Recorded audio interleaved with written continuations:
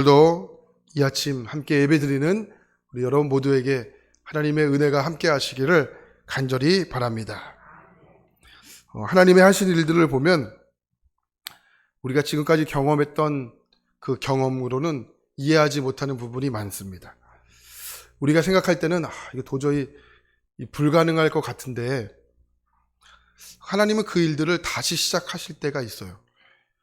그렇기 때문에 우리가 그 불가능할 것 같은 일들을 만나고 또 안 되는 일들을 만날 때 또 힘든 일을 만날 때 우리가 절망하지 않는 이유가 여기에 있습니다. 우리에게는 불가능할 일이 있지만 하나님에게는 그렇지 않기 때문에 그런 거죠. 근데 우리는 나를 믿는 것이 아니고 하나님을 믿지 않습니까? 그래서 불가능할 같은 일들도 또 안 될 것 같은 일들도 힘든 일을 만날 때도 이거는 하나님이 하실 거다. 이런 믿음으로 우리는 새롭게 시작을 해야 하는 이유가 있습니다. 오늘 말씀을 보면 아달랴라는 여인이 등장합니다. 이 아달랴는 여인 천하를 이루었습니다. 아버지도 왕이었고 남편도 왕이었고 자식도 왕이었고 본인도 왕이 됩니다. 그러니까 남유다의 처음으로 여왕이 등장하게 된 거죠. 근데 그 어느 누구도 이 아달랴를 왕으로 인정하지 않는다는 게 문제가 됩니다. 자, 1절부터 2절까지 말씀 볼까요? 제7년에 여호야다가 용기를 내어 백부장 곧 여호함의 아들 아사랴와 여호하단의 아들 이스마엘과 오벳의 아들 아사랴와 아다야의 아들 마아세어와 시그리의 아들 엘리사밧 등과 더불어 언약을 세우매 그들이 유다를 두루다니며 유다 모든 고을에서 레위 사람과 이스라엘 족장들을 모아 예루살렘에 이른지라. 이 아달랴가 등장함으로 왕으로 됨으로 남유다의 이제 나라가 거의 망하게 될 것이다라고 이제 분위기가 이렇게 된 거죠. 근데 오늘 말씀해 보니까 하나님은 불가능할 것 같은 일들 가운데 새 일을 시작한다라는 거예요. 오늘 말씀을 보니까 제7년에라는 말씀으로 시작이 됩니다. 이 7년이라는 말은 요아스가 7살이 되었을 때를 의미하는 겁니다. 이 요아스는 그동안 성전에서 숨어 지냈습니다. 이 아달랴 때문에 성전에서 숨어 지낼 수밖에 없었습니다. 근데 이 아달랴가 성전에서 요아스가 숨어서 지냈는데도 몰랐습니다. 그러니까 예를 들어 성전과 왕궁의 거리가 상당히 멀었다. 7년 동안 멀어서 갈 수 없었다. 이러면 이해가 되는데 이 거기서 거기예요. 그러니까 성전과 왕궁의 거리가 그렇게 멀지 않습니다. 그 이야기는 뭐냐면 아달랴가 성전을 찾지 않았다라는 거예요. 그러니까 하나님을 찾지 않았다라는 거죠. 거리가 가까움에도 불구하고 이 마음의 거리가 머니까 하나님을 찾지 않는다라는 겁니다. 우리가 그렇지 않습니까? 우리가 거리상의 문제도 문제가 되지만 마음의 거리가 문제가 되면 이게 힘들잖아요. 그죠? 힘듭니다. 그러니까 아달랴는 하나님께 관심이 없었죠. 오로지 바알 신당에만 관심이 있었습니다. 그러니까 그렇게 시간이 지난 거예요. 그런데 오늘 말씀 1절에 보면 제사장 여호야다가 용기를 내었다 표현하죠. 저는 이 표현이 참 멋집니다. 용기를 내었다. 무슨 용기를 내었을까요? 여러분 용기는요 믿음에서 시작이 되는 것 같습니다. 우리가 울끈불끈 한다고 하지 않습니까? 이 용기는 울끈불끈 하는 것이 아니고 진정한 용기란 말씀 위에 세워지는 겁니다. 그러니까 믿음으로 시작하는 것이 진정한 용기였다는 겁니다. 여호야다가 어떤 용기를 냈습니까? 백부장을 부르기 시작합니다. 그리고 마을 그 나라를 돌아다니면서 레위 사람들을 불러 모으기를 시작합니다. 그러니까 뭔가 분위기가 심상치 않죠. 왜 불러 모았을까? 3절에서 5절까지 말씀을 보니까 이렇게 표현하죠. 온 회중이 하나님의 전에서 왕과 언약을 세우며 여호야다가 무리에게 이르되 여호와께서 다윗의 자손에 대하여 말씀하신 대로 왕자가 즉위하여야 할지니 이제 너희는 이와 같이 행하라.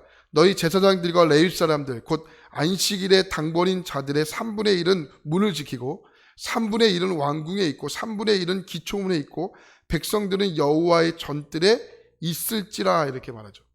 그러니까 분위기가 상당히 이게 심상치가 않은 것을 느낄 수 있습니다. 그러니까 제사장 여호야다가 그동안 15년 동안 다스렸던 이 아달랴라는 이 여인을 왕에서 폐위시키고 혁명을 일으키는 그런 말씀인 겁니다. 그런데 여러분, 제가 오늘 주목하고 싶은 것은 6절 말씀에 그 혁명의 과정 가운데 여호야다가 취했던 행동을 보자는 겁니다. 그 6절 말씀의 후반절을 보면 이렇게 말하죠. 모든 백성은 여호와께 지켜야 할 바를 지켜야 한다. 이렇게 말하죠.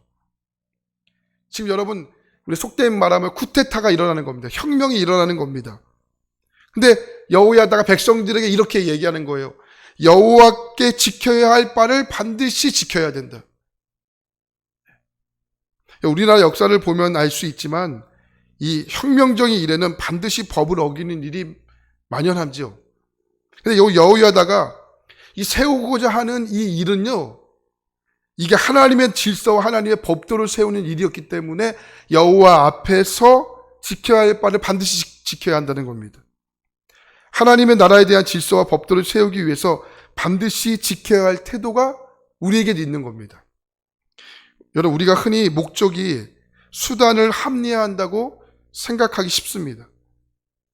근데 여러분, 선한 목적을 가지면 방법이 악해도 된다고 생각할지 모르지만 그렇지 않습니다. 선한 목적을 이루기 위해서는 선한 방법을 버리는 순간 결국에는 그 일은 악한 일이 됩니다. 선한 일이 이루어지지 않습니다. 예를 들어 본 거죠. 책을 읽기 위해서 촛불을 훔쳤다. 여러분, 이게 용납이 될까요? 책을 읽는 일은 좋은 일인데 그 일을 읽기 위해서 촛불을 훔쳤다. 이건 용납이 될까요? 이게 용납이 안 되는 겁니다. 그러니까 아무리 이 목적이 옳을지라도 그 목적을 이루는 방법이 불법적이고 잘못된 것이라면 옳은 방법이 아니지 않겠습니까? 저희 새벽 예배 시간이 5시 30분입니다. 근데 오늘 5시 30분인데 좀 알람 시간을 늦게 보고 늦게 일어난 거예요. 그러니까 얼마나 마음이 분주하겠습니까? 빨리 예배 시간 안에 우리가 들어가야 하는 거죠. 근데 마음이 너무 급합니다. 근데 우리가 아무도 보지 않습니다.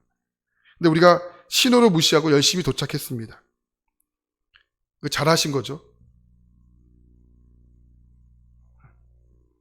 그러니까 오늘 저와 여러분 가운데는 이런 부끄러운 행동들이 참 많이 있다는 거죠.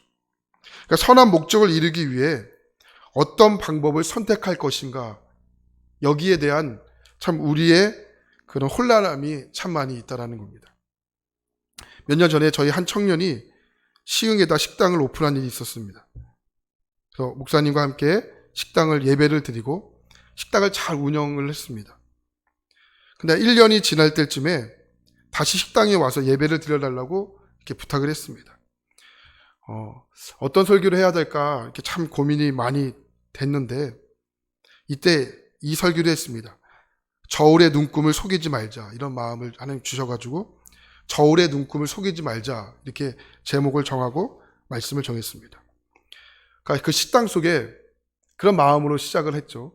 예수님을 대접하는 마음으로 식당을 운영하겠다라는 그러한 결정을 하고 식당을 했는데 그건 뭡니까? 그러니까 그 식당 가운데 하나님의 나라가 임하기를 기도하면서 식당을 준비한 거죠. 그러니까 하나님의 나라가 임하는 방법은 여러 가지가 있습니다. 식당 안에서 예배를 드릴 수도 있고요. 또 직원들과 함께 직장 예배를 드릴 수도 있고요. 또 큐티를 할 수도 있고요. 여러 가지 드릴 수 있는 것도 맞지만 우선 고기의 무게를 속이면 안 된다. 그러니까 모든 손님들에게 정직하게 행동하는 행동이 하나님의 나라가 이루어지는 길이 아니겠는가. 네. 그렇지 않습니까? 이 땅에 일어나는 타락의 순서를 보면 영적인 타락이 가장 먼저 일어납니다. 그러니까 정치적인 타락, 사회적인 타락, 문화적인 타락, 교육의 타락은 이 영적인 타락이 일어난 다음에 일어나는 행동들입니다.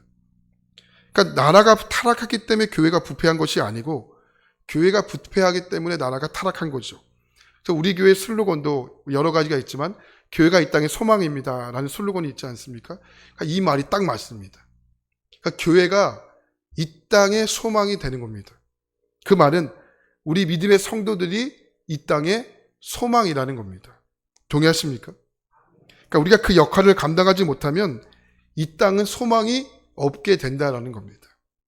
그래서 하나님께서 그 창세기를 시작할 때 창세기 11장의 마지막에 아브라함을 부르지 않습니까? 왜 부르죠? 이게 믿음의 시작을 시작한다라는 겁니다. 하나님이 세상 나라를 만들기를 시작한 것이 아니고 아브라함을 통해서 믿음의 나라와 믿음의 사람들을 시작하신 이유가 거기 있습니다. 왜요? 네가 소망이라는 겁니다. 여러분, 우리가 소망입니다. 제가 소망이고 여러분들이 소망입니다. 지금 여호야다가 용기를 내서 하는 목적이 무엇입니까? 이게 하나님의 질서를 세우는 일입니다. 하나님의 나라의 질서를 세우는 일인데, 그러니까 목적은 분명한데 방법이 불법적이면 이게 되겠습니까? 그러니까 여호야다가 외치는 거예요, 백성들에게. 우리가 하나님의 나라를 세우는 질서의 목적을 갖고 있는데 우리가 그 방법도 반드시 지켜야 할 것을 지켜야 한다. 그 이야기를 하고 있는 겁니다. 자, 11절 말씀 볼까요? 11절입니다. 무리가 왕자를 인도해내어 면류관을 씌우며 율법책을 주고 세워 왕으로 삼을세 여호야다와 그의 아들들이 그에게 기름을 붓고 이르기를 왕이여 만세수를 누리소서 하니라. 아멘. 자, 이제 아달랴를 폐위하고 이제 요아스를 왕으로 세우는 데 있어서 여호야다가 했던 행동 두 가지를 좀 우리가 유의해서 봐야 하는데, 자, 무리가 왕자를 이끌어내어 그 다음에 머리에 왕관을 씌웠죠. 여기서 끝난 것이 아니고 왕관을 씌우며 그 다음에 무엇을 주었습니까? 율법책을 주었다라고 성경은 말씀하죠. 율법책을 주었다. 시편 1편을 보면 복 있는 사람을 이야기하는데 어떤 자들이 복 있는 자들입니까? 악인들의 꾀를 따르지 않고 죄인들의 길에 서지 않고 오만한 자리에 앉지 않고 그 다음에 오직 여호와의 말씀을 주야로 묵상하는 자도다. 그러니까 복 있는 자가 되기 위해서는 어떻게 되는 겁니까? 다른 길이 없죠. 율법을 말씀을 묵상하는 자가 복 있는 사람이라는 겁니다. 그러니까 이걸 아는 거예요. 그러니까 왕관을 씌운 것으로 끝나는 것이 아니고 그에게 율법책을 주었다. 네. 여러분, 우리가 추구하는 복은 세상이 추구하는 복과 다르지 않습니까? 근데 그 복은요, 우리의 생각과 욕망으로 할 수 있는 복이 아닙니다. 그 복은 말씀이 없이는 그 복을 이룰 수 있는 방법이 없는 겁니다. 그래서 하나님께서 복 있는 자들은 말씀을 떠나지 않는 자라고 표현한 겁니다. 그래서 오늘 11절에 우리가 왕자를 인도해 왕관을 씌우고 또 무엇을 주었습니까? 율법책을 주었다라고 말하는 겁니다. 여러분, 왕관만 주면, 면류관만 주면 망합니다. 근데 하나님의 말씀도 함께 주었습니다. 말씀이 함께 있으면 딴 길로 가지 않습니다. 딴 길로 갈지라도 말씀이 우리를 인도하는 겁니다. 그러니까 말씀을 붙들면 가장 먼저 내가 변하고 또 내가 변하면 상황이 변하게 되는 겁니다. 그러니까 아달랴를 통하여 지난 15년 동안 남유다는 난장판이 되었죠. 그러나 하나님이 그냥 그것을 내버려 두시는 분이십니까? 아니죠. 1절 말씀에 믿음의 사람들로 하여금 용기를 내어 하나님 나라의 질서를 세우게 됩니다. 근데 그 질서를 세우는 데 있어서 하나님 앞에 지켜야 할 것을 지켜야 한다. 그 지켜야 할 것을 지키는 기준은 뭐냐? 그게 말씀이다. 할렐루야. 말씀을 지켜야 한다라고 표현하는 겁니다. 왕들로부터 모든 백성들이 지난 15년 동안 남유다는 망했다라고, 불가능하다라고 이야기했지만 하나님은 불가능할 일에도 하나님은 다시 시작하는 분이십니다. 그래서 결론은 어떻게 되느냐? 21절 말씀 보면 이렇게 표현하죠. 그 땅의 모든 백성이 즐거워하고 성중이 평온하더라. 아달랴를 무리가 칼로 죽였었더라. 이렇게 표현하죠. 나라가 말씀으로 질서가 세워지고 나라가 말씀으로 세워지자 어떻게 되었습니까? 모든 백성이 즐거워했다는 거. 저는 오늘 여러분들이 새벽 드리는 예배 시간이 즐거워했으면 좋겠습니다. 모든 예배 시간들이 여러분들에게 즐거움을 회복하는 시간이 되기를 축복합니다. 그리고 성 안에 평온이 찾아왔다라는 겁니다. 말씀이 임하는 곳마다 평온함이 찾아옵니다. 불안함이 떠나가고 평온함이 임하게 되는 겁니다. 그게 말씀의 능력입니다. 우리 가정이 말씀으로 세워질 때 가정 가운데 평온함이 임하는 겁니다. 우리의 공동체가 또 우리의 속회가 또 여러분 개인이 말씀으로 질서가 세워질 때 그것에 평온함이 임하게 되는 겁니다. 저는 다시 한번 여러분들에게 고백합니다. 여러분의 가정이 또 우리 교회가 또 여러분의 삶이 말씀으로 즐거워지고 평온해지게 되기를 축복합니다. 더 나아가 여러분이 가는 곳곳마다 또 여러분의 공동체, 또 여러분의 사업장, 여러분의 직장이 모든 것들이 다 말씀으로 세워지는 일들이 저와 여러분을 통해서 곳곳에 일어나 하나님의 나라의 질서가 세워지고 그곳에 즐거움과 평온함이 세워지게 되기를 진심으로 축복합니다. 기도하겠습니다.